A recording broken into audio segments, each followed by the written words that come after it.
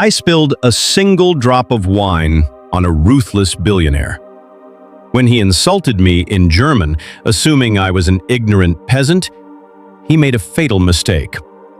My response didn't just shatter his impenetrable ego, it brought a terrifying monster to his knees in desperate tears. Have you ever looked into the eyes of a monster and realized he was simply a broken man hiding behind a fortress of money?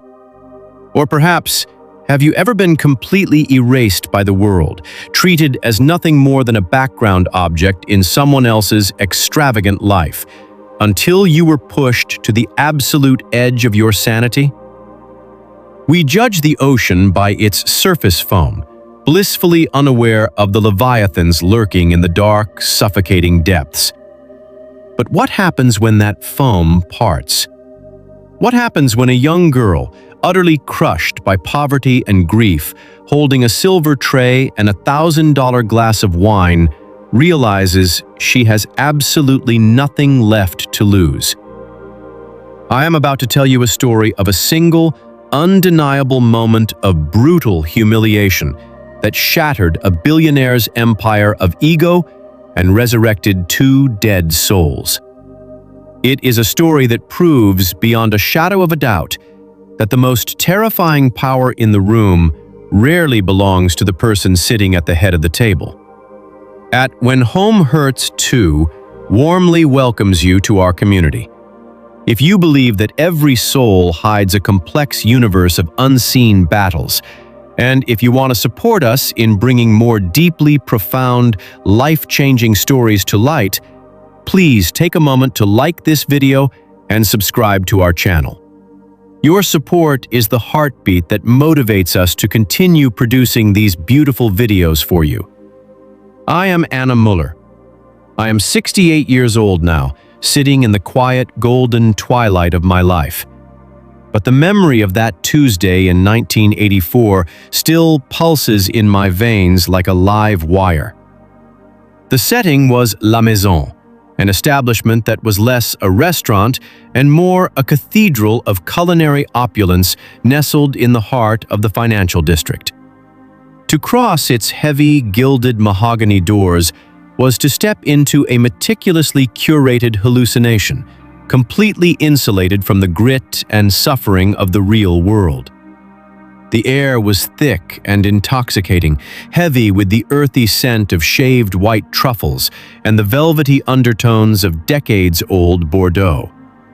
Massive crystal chandeliers fractured the midday sun into thousands of prismatic rainbows that danced across blindingly white, starched linen. In this temple of excess, men casually bought, sold, and destroyed entire livelihoods between the appetizer and the main course, their hushed conversations masked by the gentle, weeping notes of a classical cello.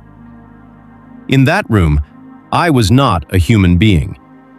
At 22 years old, draped in the crisp black and white uniform of a server, I was merely a phantom.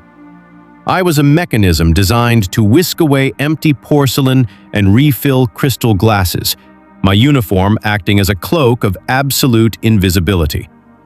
But beneath that starched apron, a brutal, silent war for survival raged. I was working 14-hour days, surviving on a dangerous cocktail of black coffee, stale bread, and sheer, unfiltered panic. At home, my mother's body was quietly surrendering to an illness our insurance deemed unprofitable to treat.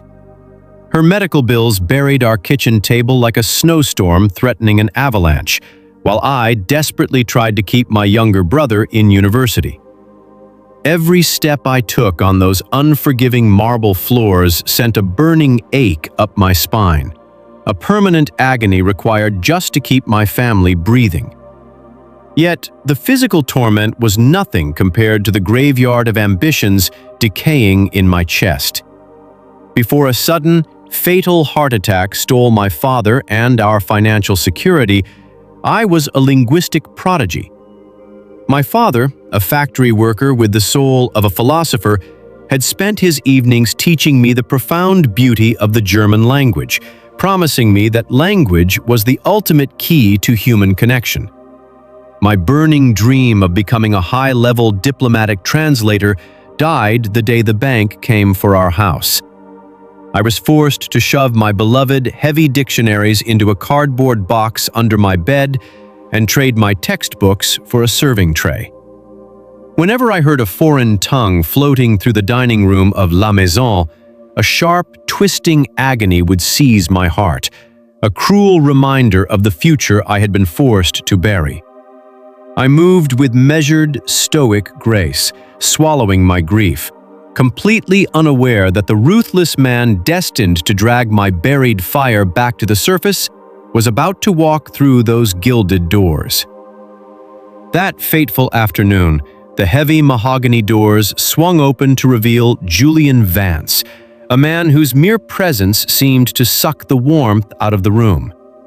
He was a notorious venture capitalist, a predator in a tailored Italian suit who had amassed a terrifying fortune by buying up vulnerable manufacturing companies, stripping them of their assets, and leaving thousands of working-class families destitute. The restaurant manager practically tripped over his own feet rushing to greet him, a sickening display of subservience that Vance barely acknowledged with a sharp, dismissive flick of his wrist. He did not walk. He glided through the dining room with the cold, mechanical precision of a shark patrolling a reef, eventually taking his seat at the corner booth reserved exclusively for the elite of the elite. Across from him sat two nervous European businessmen, their faces pale and sweating as they desperately tried to pitch a merger that Vance was clearly tearing apart just for the sadistic thrill of it. I was assigned to his table, a death sentence among the waitstaff. My hands trembled slightly as I balanced a tray bearing a $3,000 bottle of vintage Burgundy and 3 immaculate crystal glasses. As I approached, the sheer toxicity of their conversation washed over me. Vance was dismantling these men, not with loud threats, but with a quiet, surgical cruelty that made my stomach churn. I stepped forward, attempting to pour the wine with the absolute invisibility required of my position. But my exhaustion betrayed me. My heel caught the edge of a thick Persian rug, and while I managed to save the bottle, a single, solitary drop of the dark red wine splashed onto the blindingly white cuff of Vance's custom-made shirt. Time stopped. The sweeping melodies of the classical cello seemed to evaporate into the high ceilings. The two European men gasped, shrinking back into their chairs as if expecting an explosion. Vance slowly turned his head, his eyes, hollow, dead, and the color of winter ice, locking onto mine. He didn't yell. He didn't demand the manager. Instead, he looked at me not as a human who had made an innocent mistake, but as a disgusting insect that had crawled onto his pristine table. He leaned back, casually dabbing at the microscopic stain with a linen napkin, and spoke to his associates in rapid, flawless German, fully assuming the peasant serving him was deaf to the language. He chuckled darkly, stating that the incompetence of the American working class was exactly why their fathers died in poverty and their mothers withered away in cheap, state-funded hospitals. He called me a mindless beast of burden, a pathetic creature incapable of higher thought, existing solely to clean up the messes of superior men. He said it with such casual, chilling elegance, utilizing the beautiful, poetic vocabulary my late father had so lovingly taught me, twisting it into a weapon of absolute degradation. He smiled a thin, bloodless smile, waiting for me to apologize in English, waiting for me to bow my head and scurry away in ignorant shame. For a fleeting second, the cruel syllables of his insult hung in the air. But rather than breaking me, they ignited the dormant inferno I had buried beneath my apron. I did not shrink. I did not apologize. The crushing weight of my mother's medical bills, the agonizing phantom pain in my feet, the devastating grief of my father's death, and the bitter loss of my linguistic dreams all coalesced into a single, blinding point of absolute clarity. I had nothing left to lose, and therefore I was suddenly the most dangerous person in the room. I carefully placed the incredibly expensive bottle of wine onto the center of the table, my hand perfectly steady. I stood up straight, rolling my shoulders back, shedding the psychological cloak of the invisible servant. The two European men looked at me in bewilderment, but my eyes were locked entirely on Julian Vance. When I opened my mouth, the words did not come out in a panicked, trembling squeak, but in a commanding, resonant timbre that echoed with the fierce pride of my father. I spoke to him in German. I did not use the crude, conversational German of a tourist. I used the highly elevated literary dialect of philosophers and poets, the language of the scholars he pretended to emulate. I told him that a man's superiority is not measured by the thickness of his wallet, but by the depth of his humanity, and by that metric, he was the poorest, most pathetic creature I had ever had the misfortune of laying eyes upon.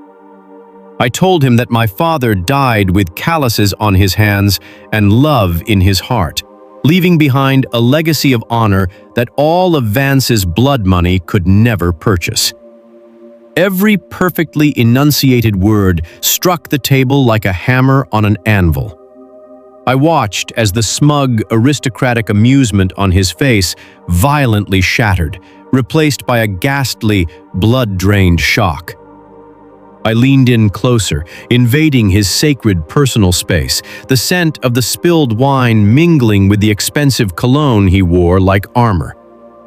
In a hushed, lethal whisper, still speaking in flawless German, I informed him that my mother was dying in one of those state-funded hospitals he found so amusing, and that I was working myself to the bone to pay for her breath, not because I was a beast of burden, but because I possessed a fierce, unrelenting capacity for love, a concept he was clearly, completely, utterly blind to.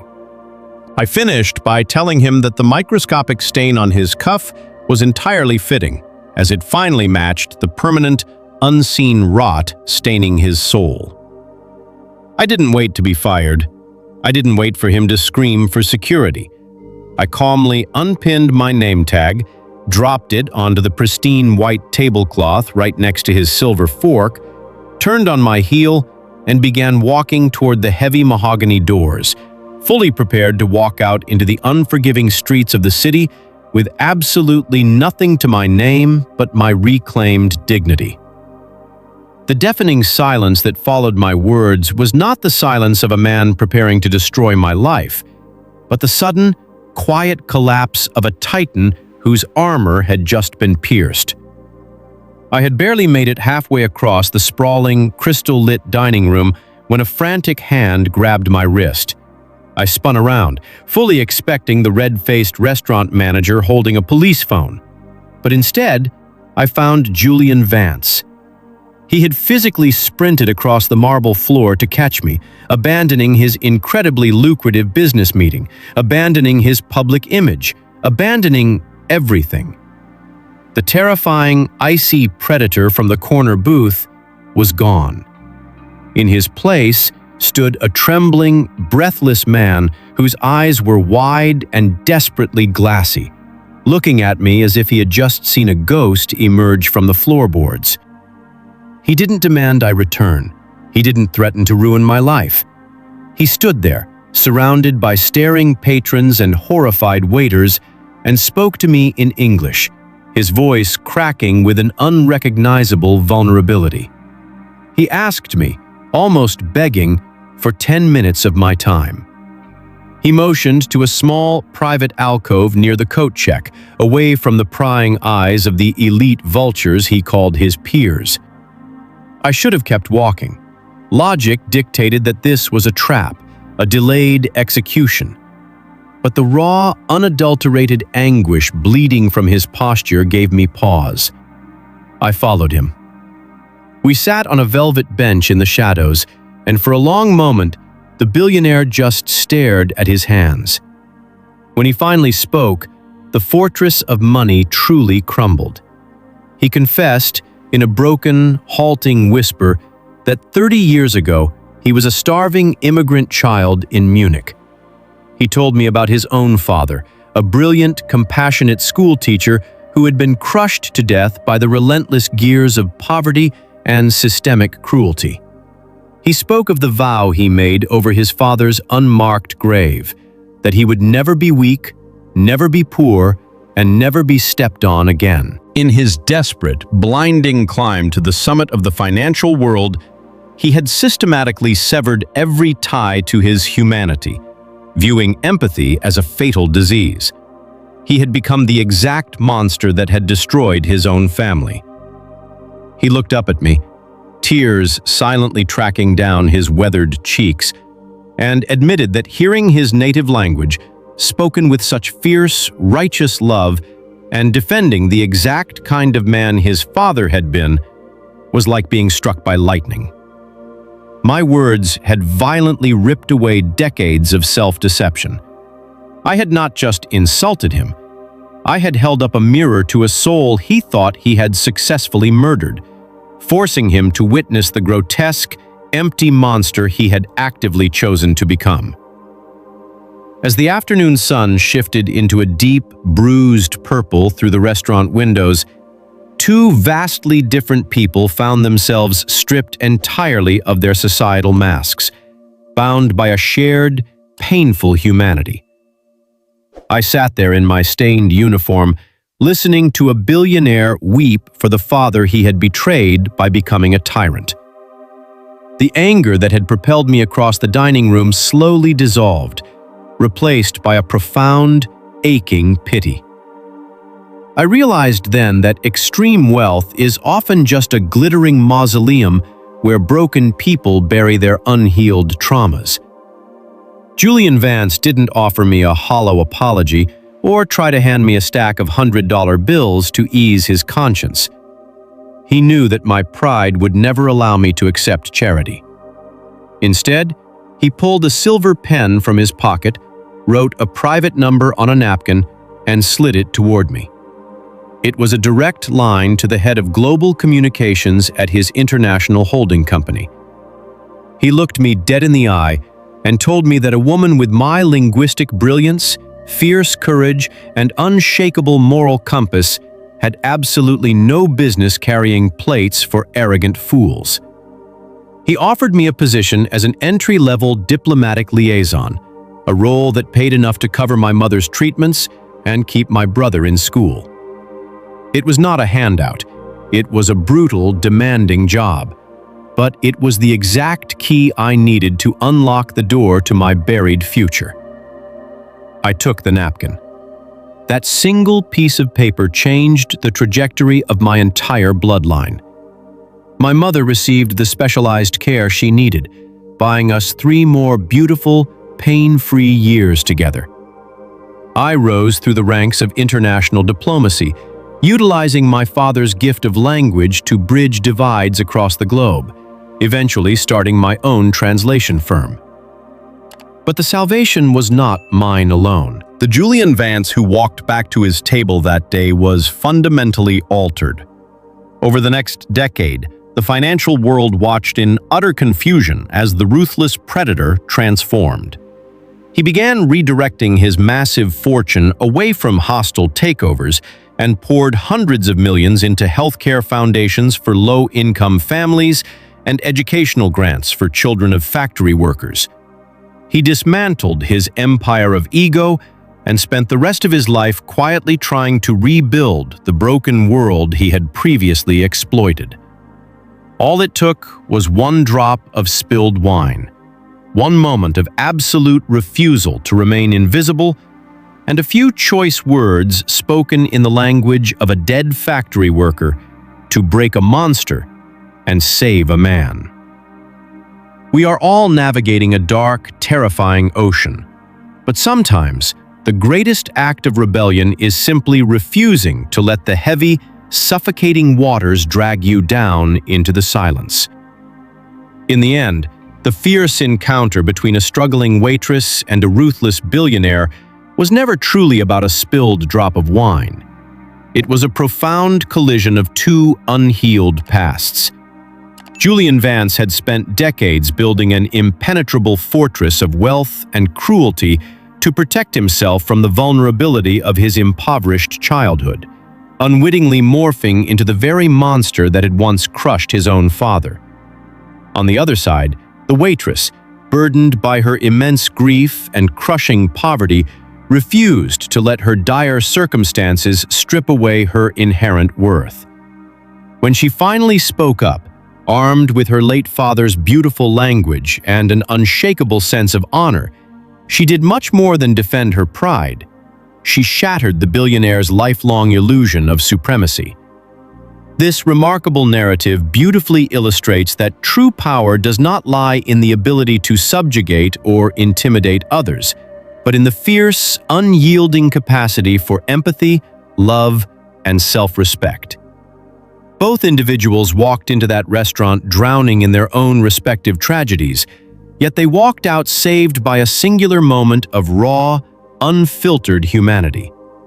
It serves as a powerful reminder that behind every mask of aristocratic arrogance often hides a deeply broken soul.